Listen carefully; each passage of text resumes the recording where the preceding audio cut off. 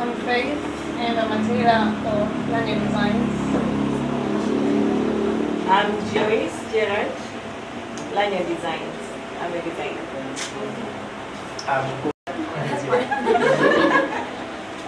Issa Sanga, designer from Tessan Design. Tessan. Poete Benjamin. Look at this one.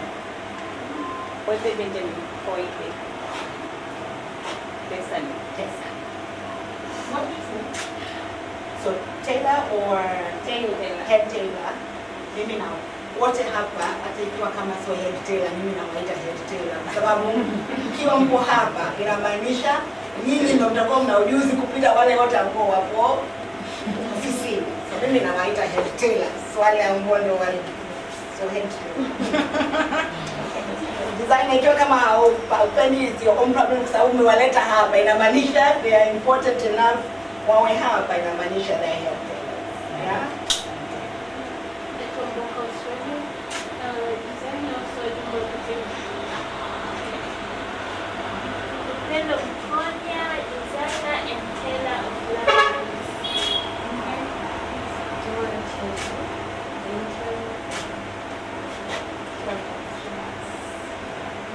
My name is Shabazz. Fantastic. I'm glad everybody's here and I'm happy to be here as well. So we're looking at the basics of garment construction because you need to understand. Sorry. So leo nimefurahi kwa wote kuwa hapa. Leo kitu ambacho tunaangalia ni basics za jinsi ya kukata nguo. Vingine ni vitu ambavyo mkiwa mnaona wale ambao wako wana uzoefu mtaona vingine mlishajua, lakini labda mnavipeleka tu upande mwingine, lakini kwa leo ni basics ambazo tunaona kufundisha. Okay, and so this project, this class, this training is going to be as practical as possible. So we're going to practice whatever we learn here. And I'm going to expect everybody to submit an assignment at the end of the class. Before I go back, I will see your finished work. And also attendance is very, very important as well. So hii class itakuwa ni practical sana. Ni haitakuwa sasa hivi kwa leo kidogo tutaingia kwenye mambo ya theory kidogo, lakini hiyo so class yake ambayo hizi wiki ambayo inakuja itakuwa sana mtu kufanya hiyo kazi. Alafu ana expect kama kila mtu kuwa kuna nguo ambayo inatoka mwishoni ya hii project kabla haijaenda, ili aone kama haya nielewa na naweza kufanya. Because I need to know how many people use this pattern. Can you just identify? Watu ambao wanatumia pattern. Do you even know what the pattern is? Yeah, Do you know what if you know what the pattern is, just raise up your hand. Nani ambao anajua pattern ni nini? So not everybody knows what a pattern is. So we're looking at the basics. So pattern drafting is actually the foundation. A good pattern is the foundation of a good outfit. If your pattern is wrong, if your measurements are wrong, don't expect to get a good result. So pattern drafting is the foundation of a good outfit. So kutengeneza pattern ni kama ni ile foundation namba wengine wanisaidie foundation msingi wa nani wa nguo. Ikiwa kama na nafikiri hata nyinyi mmeshawahi kuona nguo inatengenezwa na shonwa, ndio unaweza kushona na finishing nzuri, lakini haikai kwenye mwili vizuri. Sasa kwa nini haijakaa? Ni kwa sababu pattern haijatokea vizuri. So hata ikiwa kama design yako ipo nzuri kama mimi na imeshonwa kwa unajua finishing ndani kila kitu kipo sawa, lakini ikiwa kama ile ya kitu cha kwanza ambapo ni pattern ilikosewa, basi hapa kuna nchi zingine hizo hata zinawekwa kwenye dustbin kabisa, kwa sababu tayari haiwezi kufundiwa. Okay, so it's not just your pattern now. So we're looking at the basics of garment construction. There's so many things that make up a good garment.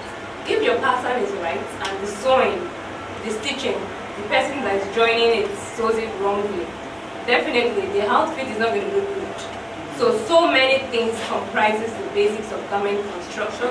So your seam allowance, so I included this. So I'm going to share this slide at the end of the class so you have a copy. So your pattern, like I said, which is the foundation, your seams, your fabric, your stitches, finishing in general. That comprises the basics of your outfit. The seam is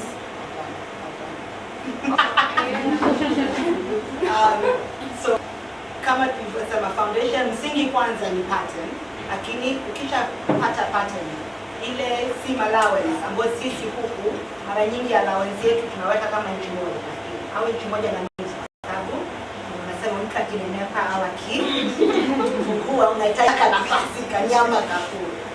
Sasa ukiwa unatengeneza nguo za kwenda za kuuza kama sehemu tofauti tofauti, hauwezi kuweka seam allowance kubwa kama ile. International mara nyingi ni kama ni kama nusu au robo inch ya nani.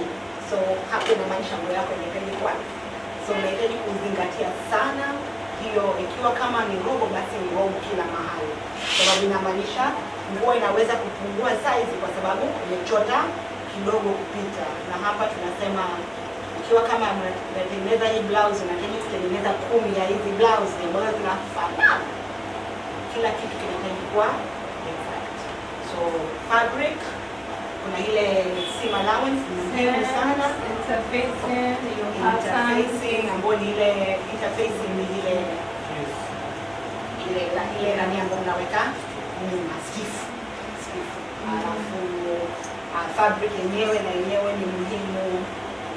Okay, so you really need to understand this because, for example, now you want to make a stretchy dress, like a dress that's stretchy. What kind of fabric will you use for it? Kama unataka kutengeneza nguo ambayo inafutika, unatumia kitambaa gani? Yeah, you can use lycra, you can use cotton for a stretchy style. You're definitely not going to get a good result. So you need to understand the basics. Like I said, I'm going to share the slide. Your fabric is important. So for example, it's not everything you put that on. For a stretchy dress, you don't need that. So if you don't understand this basic, you're going to get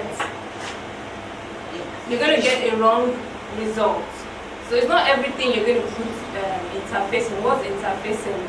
It's a fabric that you put in between in your outfit to make it have structure. Do you understand? No, when you want me to cut, because yes, I'm going to. So let's go.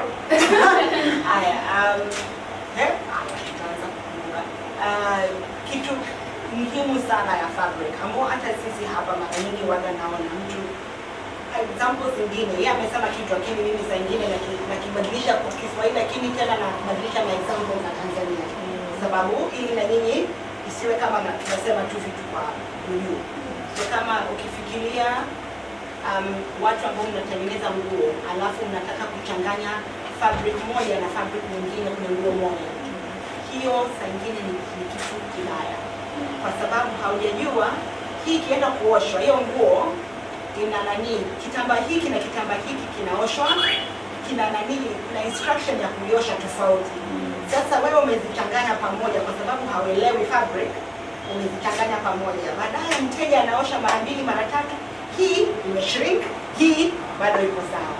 Lakini wewe ulikuwa unataka unaangalia tu pattern, hizi rangi zake zitaendana. Haujafikiria kitambaa. Kama unahitaji kuelewa kitambaa, kama kitambaa ambacho kinahitaji, hata hapa tukiwa tunafanya pattern draft, kuna vitambaa ambavyo vinahitaji dansi, kuna vitambaa ambavyo havihitaji dansi. Ukitengeneza nguo ambayo inafutika hauhitaji kuweka zile dansi. Lakini dansi, kuna Kiswahili cha dansi kweli? Hakuna. So ni hiyo tu kujua, ni hiyo tu kujua tu kama kila kitambani, kujua vitambaa ni kitu muhimu sana. Na hapa Tanzania tatizo letu ni kama tunanunua vitambaa Kariakoo ambao na wauzaji na wenyewe wengine hawajui. So hiyo ni kitu ambacho na sisi tunahitaji kwanza, kuna darasa la kitambaa ili muelewe, sababu hiyo ni kitu kikubwa sana. Msipoelewa kitambaa utachanganya vitu ambavyo baadaye mteja anakulaumu, mbona ilikuwa imeshona vizuri kabisa, lakini anakulaumu. Nitawaonyesha decorative stitches baadaye, lakini kwa sasa hivi kwa sababu ya pattern making tunahitaji kujua tu constructive vile na jinsi ya kushona onda ya kushona. Okay, so for temporary stitches, they are used to old garment pieces together just for a short period of time. So, like when you pin on the mannequin now, when you drape and you pin on the mannequin, you use we have different types of temporary stitches. I just want to give an example. You just quickly like use your hand needle to tack it down so the pin doesn't remove, or even when the pin removes, you know that you've tacked it already. You're still losing that kind of stitch. So that's an example of a temporary stitch. It's just used to hold pieces of clothes together. And even sometimes when you do a facing on your clothes, on your dress, like if you do a bustier, you turn it, you can use a temporary stitch to hold the lining and the main fabric just for it to stay. And you see people do that with jackets, suits, the collars, they just and stitch it temporarily. At the end of the day, they take it off. So that's an example of temporary stitch. So, kuna zile stitches za kushikilia tu, sio za kushikiza kitu, lakini sio kwa sababu ya sasa hii, sababu unaenda kuitoa baadaye. So haufanyi ile kali ambayo inakuwa zingine kama kuna jacket mara nyingi wanafanya unakuta, au zingine unataka hata zingine kwa unashonea tuseme shifoni na nini, zingine kuna sehemu ambapo unajua inatereza au nini, unaweka stitch fulani tu ili uweze kukata bila yenyewe kutereza kwanza, lakini unajua hiyo unaenda kuifumua baadaye, so hauikazi sana. So you are just saying chiffon sometimes. So for temporary stitch, we have even basting stitch. So what they call that kind of stitch is called basting stitch. Even on the sewing machine for your zip allowance sometimes, or maybe a dress that has a slit, you know, you just sew without back stitching, you just sew it down just to hold it. Then at the end of the day, you loosen it. You do that, right? Yeah. So okay. Some people do it. So that's a basting stitch. So at the end of the day, you loosen it. So using it, I actually wanted us to practice this with small pieces of fabric. Yeah, later. Kitu kingine ambacho nataka pay attention kwenye hii ni kama unajua saa nyingine tatizo yetu kama hatujui aina ya vitu. Sasa hata ukitaka vitu online vipo vingi sana ambavyo unaweza kufundisha kitu, lakini ikiwa kama haujui jina lake inamaanisha hata kuisearch hiyo kitu hauwezi. So majina ya vitu ni muhimu sana kwa ajili ya mtandao huu. Ni darasa, ni school kabisa, lakini ni school ambayo hatuitumii kwa sababu hatujui majina ya vitu. So I'm telling them that one of the problems that we have is that we don't have names of things. So you lose this school that you have online. You lose it because you just don't know how to look for that stitch, or you don't know how that stitch could be used, but because you don't know the name, you can't even search. So it's very important that they could see all of this and be like, why do I need to know all these names? It helps you in the future to be able to search and So we have, you can just check the slide. We have even basting stitch, uneven basting stitch, diagonal stitch, slip basting stitch. I actually did some. Yeah, so I think I'll just pass it around so you can look at it and see what it looks like. Well, can you see it from there? So for the even basting stitch, you can see this and this, they are the same. Like this, it's supposed to be the same, yeah. This measurement is the same with the measurement at the back, so it's even. So the space you leave in between is the same. While on even basting stitch, is you can see this one is wide, then the space small, so that's why it's uneven. So this is big, small, big, small, big, small. So it's kind of faster. Then we now have diagonal stitch. This is diagonal stitch. Maybe you want to hold lining and maybe a collar and the shirt.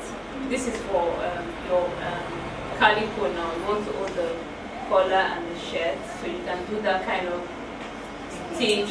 Unataka kuunganisha kola na nini hapa, inamaanisha hata kile ya moja kwa moja nataka na hivi ili shikilie huku, shikilie sio kichwa ambayo inaenda kama zigzag, Yeah, it's like zigzag, but this one's just diagonal. Then we have slip basting stitch. So like for example, what is the slip basting? This one.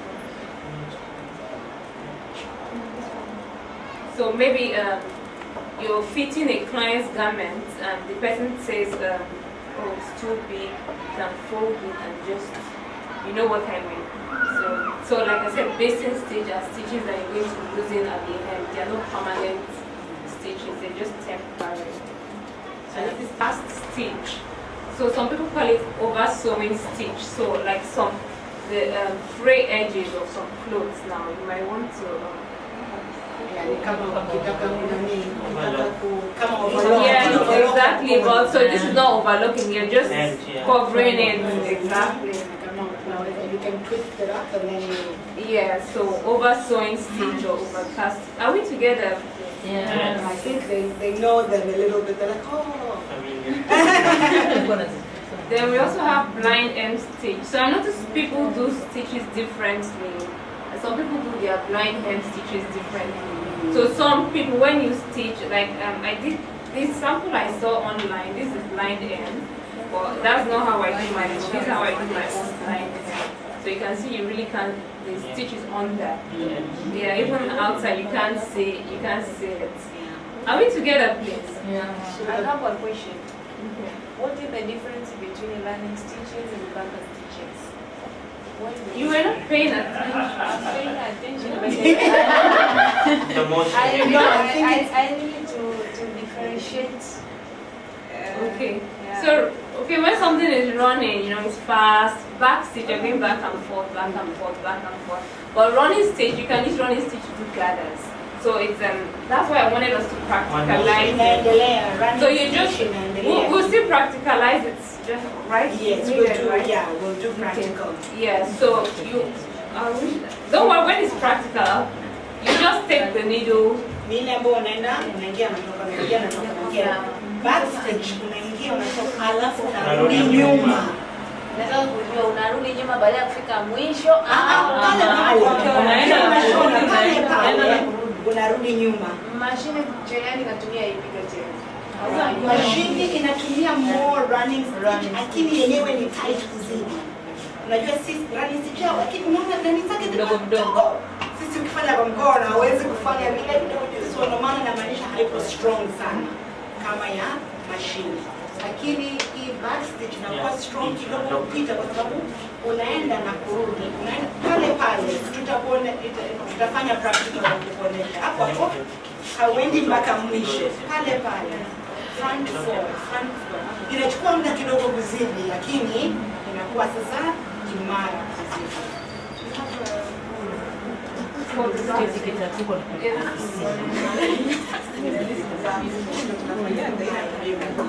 Running stitch.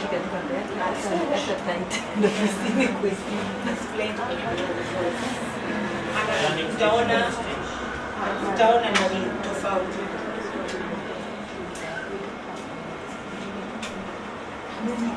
This I don't know.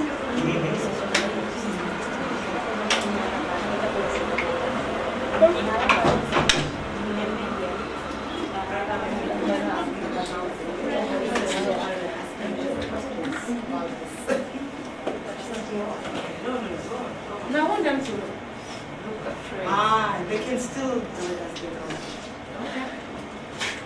Okay, so Unajua hivi ni naongea jamani nikiwa naenda hivi ni back stitch, hivi ni running stitch. Umeshaona? okay, so I have a picture of Christian Dior. You know Christian Dior? Yeah, it's popular designer, popular brand. So you can see most of the clothes are hand-stitched. So when you're talking of couture doesn't have to be until the style is so flamboyant. No, you can have a simple garment like this, but you know, the details, attention to details, that's what makes the difference. So you can, if you look closely, they actually unstitched the zip. Can you say any? So couture mara nyingi, unajua sisi kama nilivyokuwa nasema tunadharau hand stitching. Lakini hand stitching kwa nchi zingine kwa brand ambayo iko zile. So can you see the hand stitching this kila kitu unstitched? Can you even here they unstitched it? This is blind hand. They unstitched this. Can you see that? Yeah. So imagine how much they will sell this because the time and the attention to detail. Yes. So jueni tu kama mnaweza kufanya kuna collection yenu, kuna watu wengine ambao wata appreciate, watasema wataona hizi hand stitching watasema hapa ndio mwenyewe amefanya kitu kizuri. Mwingine hana habari za hizo hand stitch umefanya nini. So ndio hivyo kujua market yako. So kujua yule ambao ata appreciate hiyo, hata hiyo nguo unaweza hata wewe mwenyewe unaweza kuwa na hiyo couture line alafu nayo ready to wear line. Kama hawa wana ready to wear line alafu wana couture. So couture inamaanisha wewe unajua, hata huyo mteja anajua tu hapa mimi naenda kulipa hela nyingi, na mtu mwingine yupo tayari kulipa hiyo. Alafu ina ile nyingine ambayo ni ready to wear ambayo umeshona nani bado ni nzuri, lakini yenyewe haina ile attention to detail ile ya kwa mkono, inaweza kuwa cheap. Any question? Hand stitching kwa sisi hapa Tanzania nafikiri tunadharau nani stitching, lakini kwa nchi zingine when you say couture, ile hand stitch ni kitu inamaanisha mtu unajua kuna ile mtu amekaa pale kushona hii nani hapa, unajua anachukua dakika ngapi? Ningeshona na mashine ingechukua dakika ngapi? Kuweka hiyo zip. Lakini nikifanya kwa mkono inachukua muda mwingi kupita. So ni ile attention to detail. Even the label was unstitched. Can you say so? That is hata label nini ni kama, lakini kampuni jamani, kila mtu hapa anajua hii kampuni. Na hata ukiangalia videos, ukienda YouTube ukiangalia video zao, nyingi hazionyeshi mashine. Nyingi zinaonyesha tu watu wanafanya vitu kwa mkono. Na hao watu wanalipwa hela nyingi sana kwa sababu yeye mwenye nani yao ni mkono wao, wanajua kushona vizuri. So kumbuka kama market yetu ni hapa, lakini tena ni nje. Kuna watu wengine ambao unajua siku hizi mashini zimekuwa kama, kwa watu wengine wanaona mashini zina take over kidogo. So wanataka turudi kule tulivyokuwa tumeanza kwanza, na wanalipa hela nyingi kuzidi kurudi kule tulivyokuwa tumeanza kabla mashini hajaingia. So wenyewe wanaona kule kwa nchi za wenzetu kule ambao wenyewe wana heritage, sijui wenyewe wanaona hicho ndo kitu. Ndio maana sisi huku tuko hata kufuga chakula nini tunaweka makemikali, kule wamerudi kusema hapana, tutaki kuweka kemikali, tunataka irudi kwa ilivyokuwa mwanzo. Ni trend ambayo inaendelea tu duniani kwa kila kitu. Vitu ambavyo vimetengenezwa kwa mkono vina thamani kupita zile ambazo zimetengenezwa kwa mashine. So any questions so far? Mzee, mimi ningependa kujua kwa sababu hiyo na wewe kwa upo kambie. Ulikuwa unasema? Pale hivyo vitu vipo, angalia nguo za wenzetu labda zinatoka Italia, Ufaransa. Zile nguo utakuta hata koti imeshonwa lakini imepigwa na mkono. Yeah. Na hapo ndio unasema Italian na nini, unajua? Na tayari umeshona, oh my god, na ni mkono. So he's saying that yeah, like the true hand stitching is more important because you can see all the things happening. Yeah. So sisi tumedharau jamani. mimi mbona nishone kwa mkono wana mimi hivyo vitu vya So I'm sure you might be saying, why would I have to unstitch? Why would I have to take so much time? You know, like I said, these little things are what make a brand different. That's what makes it stand out. So it might not be now, maybe it might, because definitely all these big designers that we know, they've been existing for a very long time. I'm sure they started just like us. So you just need to keep pushing and keep putting in the work. So you definitely get there.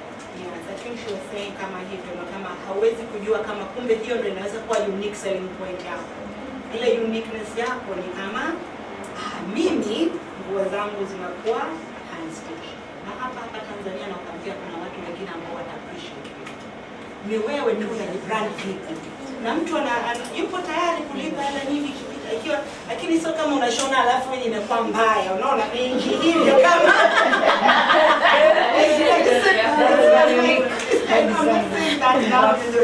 just go on and hand stitch and do bad work. It needs to still be. Unajua ndio hiyo ndio maana nasema kama ukijua haya majina ya hivi vitu, sisi labda tutafanya darasa la siku moja ya kufanya hivi, lakini wewe sasa unaweza kujiendeleza. Umeshajua jinsi inaitwa running stitch. Unaenda una research running stitch, unaangalia video tofauti watu wanavyoitumia.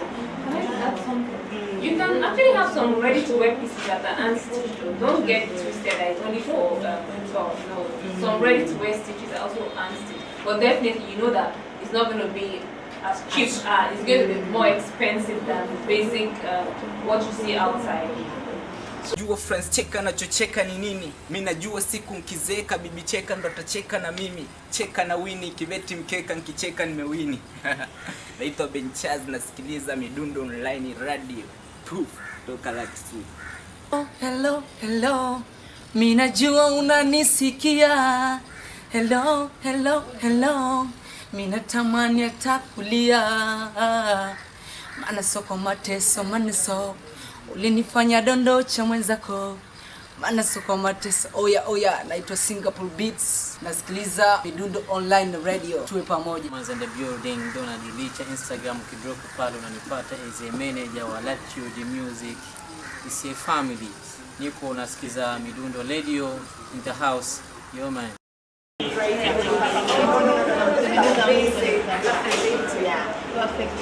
So size ya mdoli kabisa ile perfect fit kwanza. Kabla hujaanza kuchezea ni ile size ya huyu mdoli ambayo inamtosha mteja wako vizuri. Alafu kutoka hapo ndo sasa unataka kucheza. Okay, so don't forget you need your dress form, you need to know the measurement of your dress form. So before you unahitaji kujua kipimo cha mdoli wako. So kumbuka hii exercise ni tu kuonyesha unaweza kupata wadoli wako wakubwa kuzidi, so unahitaji kumpima ujue haya huyu ni small, medium, large au ni size 10, size 8, size 12. Kuna sizes ambazo zinajulikana duniani kama standard. So huyu atakuwa na standard measurement zake. Unajua measurement zake? US 12. US 12. No. Hata 6 is not ni kadunchu. US aka katana kadunchu. For you.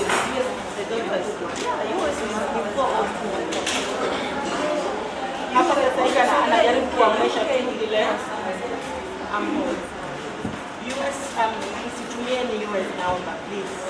Situmieni kipimo cha kuna hata mafundi kwa mnatengeneza unajua tuseme kama mnatengeneza nguo zenu ambazo mnaziita free size. Hakuna nguo free size. Kusema ukweli.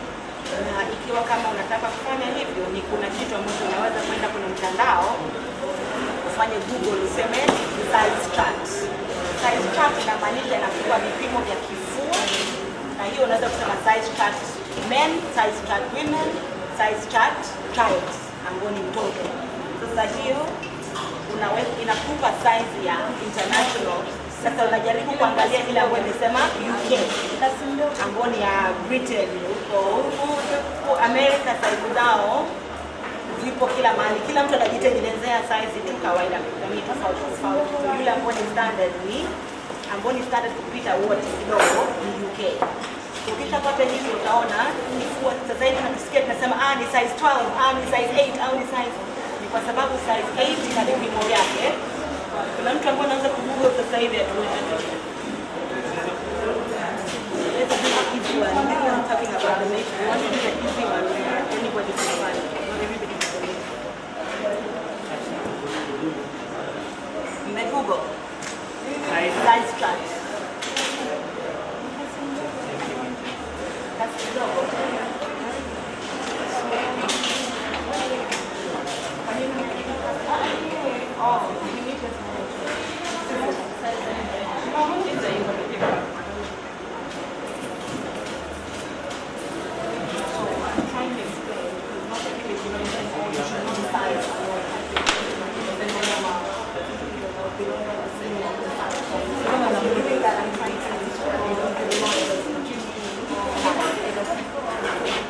Unaona? So UK, hata hizi usiangalie US, please nawaomba. Ukiona tu US, just fanya kama haipo. Na nini? Angalia, so UK 8, UK size 8 inamaanisha kifua chake ni 32. Huyu 32, hata tunaweza kumpima mtu hapa tuone. Na nini?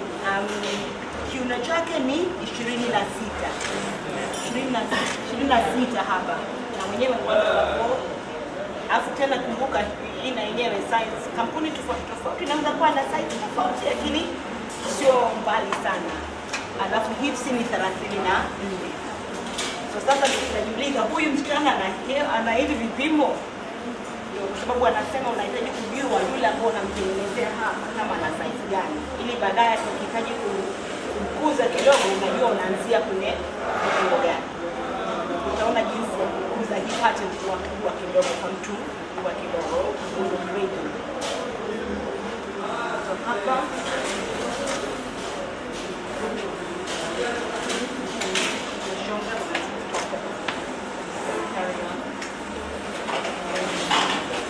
So as I'm doing this, I'm going to get the gaps from the weekend.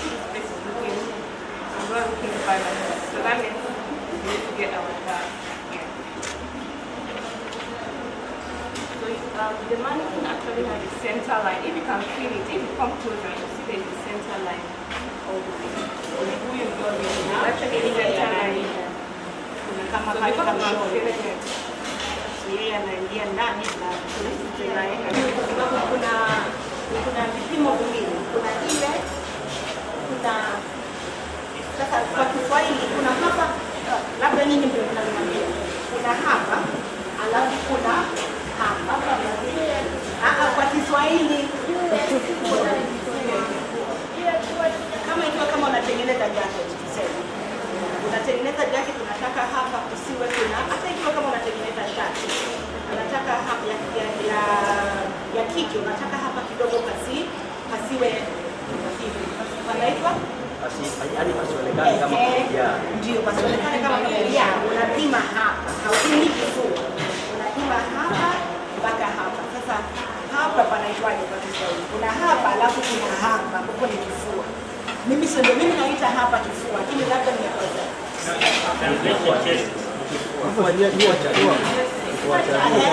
So kifua ndo hapa, ni kifua cha juu.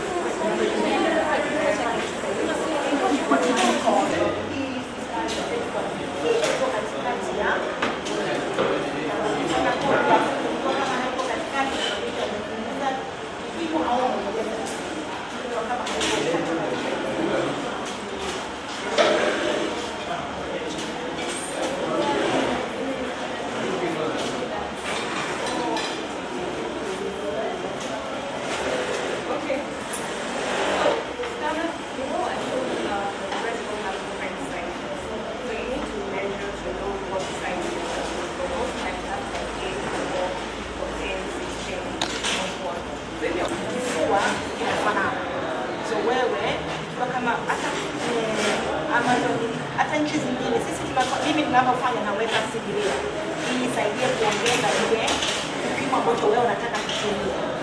Ukiona kama labda ndio unafikiria kama ingekuwa kama hii ni yuko kwa kidogo hapa, hii data ingekuwa kwa kidogo. Na kwa maana hakuna standard.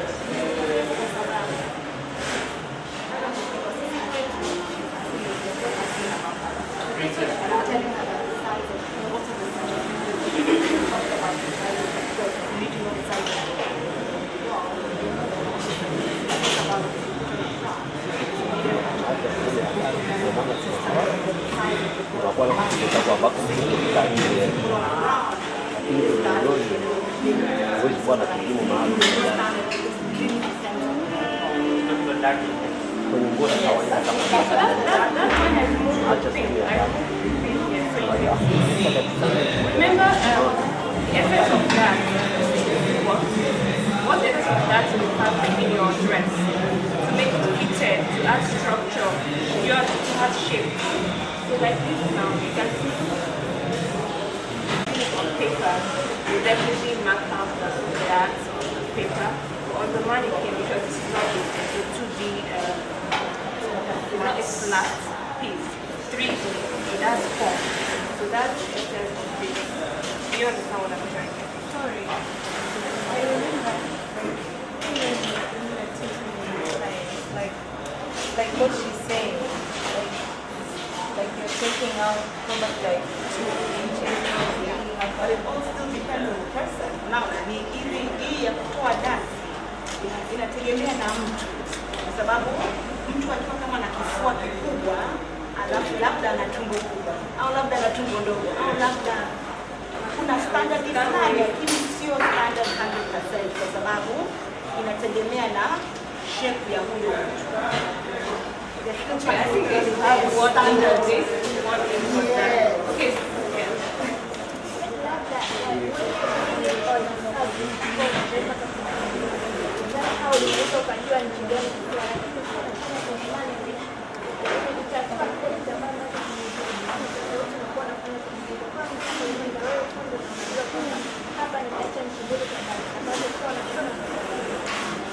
Na hata ukiacha hizo nchi mbili, utakuta mteja akija kujaribu, saa nyingine bado unahitaji wewe unaziweka hizo nchi mbili au nchi moja na nusu au yoyote unaweka hiyo, unaiweka ili upate shape sana. Mteja akijaribu, unaona hii shape bado sijaipatia kutosha. Lakini kumbuka kitu, tulipokuwa tunachukua vipimo, tulichukua vipimo vya hapa, akachukua unaweza kuchukua vipimo cha hapa na vipimo cha hapa. Sasa hapo kwenye pattern yako unajua kama kwa hapa unaomba uangalie, sio kama kila mtu anaweza kuona, unaangalia anapofanya ili aweze kupata hii, aweze kutoa ile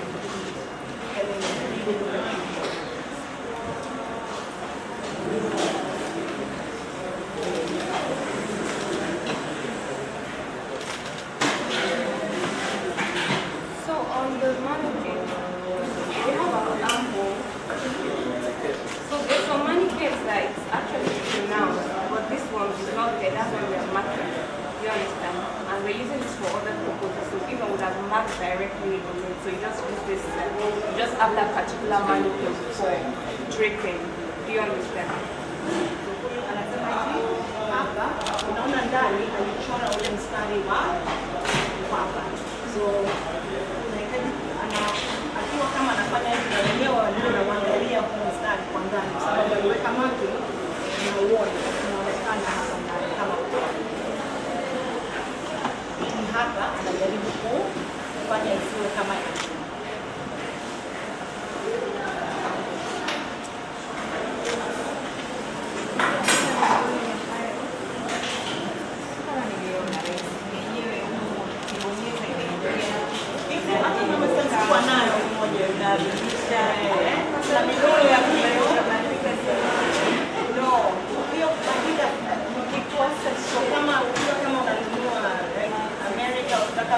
kama hapa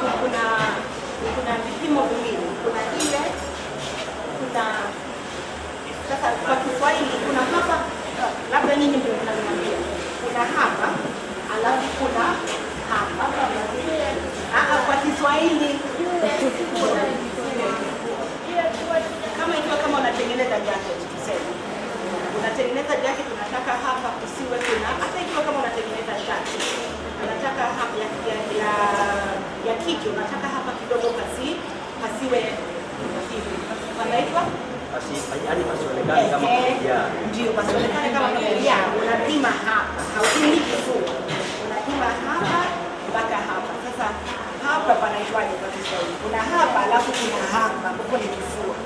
Mimi naita hapa kifua, lakini labda nimekosea.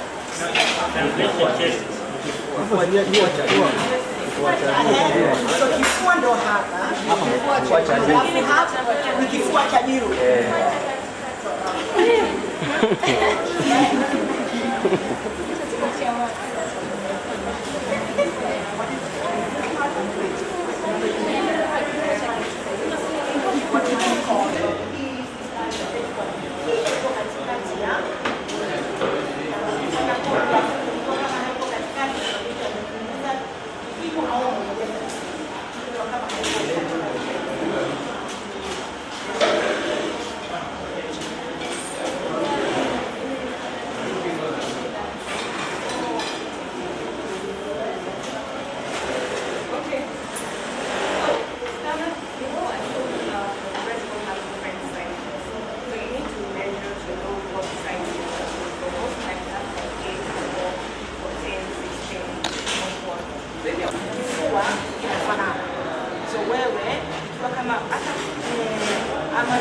Hata nchi zingine sisi mimi ninapofanya naweka Cdea ili isaidie kuongeza ile kipimo ambacho wewe unataka kutumia. Ukiona kama labda ndio unafikiria kama ingekuwa kama hii ni yuko kwa kidogo hapa, hii data ingekuwa kwa kidogo. Na kwa maana hakuna standard.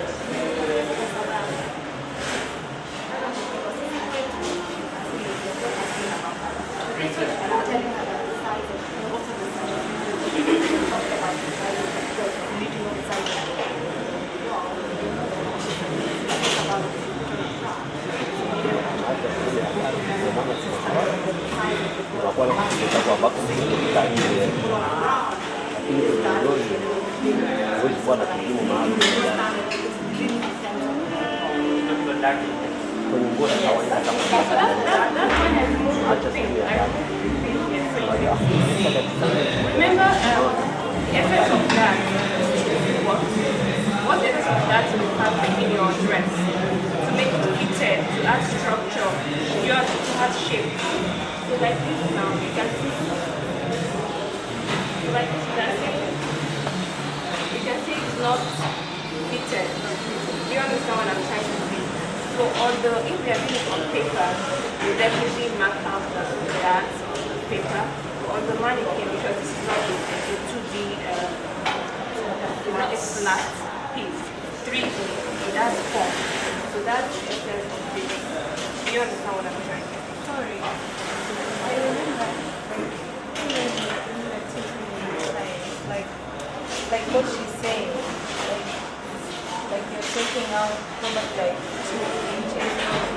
But it also depends on the person. Now, hii ya kutoa dance inategemea na mtu, kwa sababu mtu akiwa kama na kifua kikubwa alafu labda ana tumbo kubwa au labda ana tumbo ndogo au labda kuna standard fulani, lakini sio standard 100% kwa sababu inategemea na shape ya huyo mtu.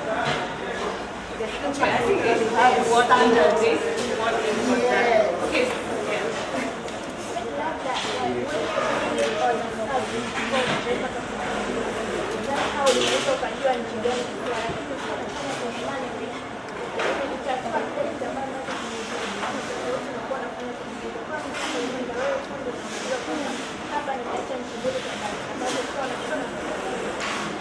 Na hata ukiacha hizo nchi mbili, utakuta mteja akija kujaribu, saa ingine bado unahitaji wewe unaziweka hizo nchi mbili au nchi moja na nusu au yoyote unaweka hiyo, unaiweka ili upate shape sana. Mteja akijaribu, unaona hii shape bado sijaipatia kutosha. Lakini kumbuka kitu, tulipokuwa tunachukua vipimo, tulichukua vipimo vya hapa, akachukua unaweza kuchukua vipimo cha hapa na vipimo cha hapa. Sasa hapo kwenye pattern yako unajua kama jua friends, cheka nachocheka ni nini? Mimi najua siku nkizeeka bibi cheka ndo atacheka na mimi. Cheka na wini kibeti mkeka nkicheka nimewini. Naitwa Benchaz, nasikiliza Midundo Online Radio. Poof, toka Lakisu. Oh, hello, hello. Mimi najua unanisikia. hello, hello, hello. Mina tamani atakulia. Maana soko mateso, maneso. Ulinifanya dondocha mwenzako. Maana soko mateso. Oya, naitwa Singapore Beats. Nasikiliza Midundo Online Radio. Tuwe pamoja. Manza in the building, don't delete